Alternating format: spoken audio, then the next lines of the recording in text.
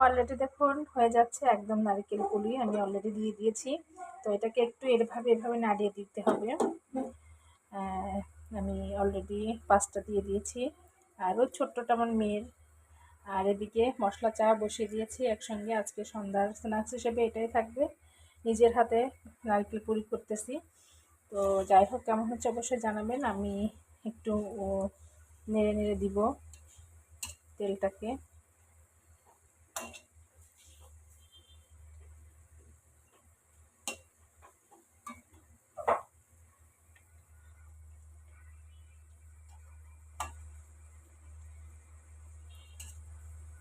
দেখুন আমি একটু উল্টে দেই। এটা এভাবে মিডিয়াম হিটে ভাজবো।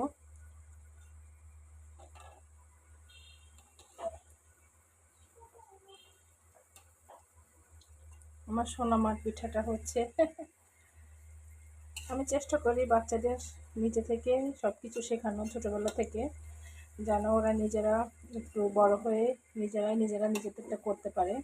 ছোটোবেলা থেকে আমি যেটা শিখে আসছি ওটাই ওদের আমি শেখানোর ট্রাই করতেছি।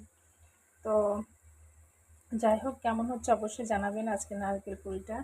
আমি বানানোর রেসিপিটা আসলে দিতে পারিনি, যেহেতু হুট করে মাথায় ভূত চেপেছে নারকেল পুরি আজকে বানাবো। তো যার কারণে এখন ভিডিও করতে গেলে দেরি হয়ে যাবে।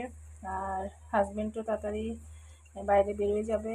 তো সন্ধ্যার স্ন্যাক্স হিসেবে ওটা করতে গেলে দেরি হয়ে যাবে, এই কারণে তাড়াহুড়া করে আমি করে ফেললাম। এখন যে ফ্রাই করতেছি এটা আপনাদের দেখিয়ে দিতেছি। তো যাই হোক, যেহেতু সবসময় বলি রান্নাটা আমার একটা ভালোবাসা, একটা নেশা।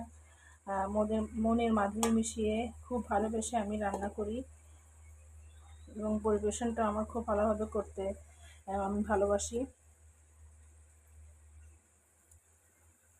তো যাই হোক, যেহেতু অনেক গরম পড়েছে আজকে, কিচেনে থাকতে খুব কষ্ট হচ্ছে।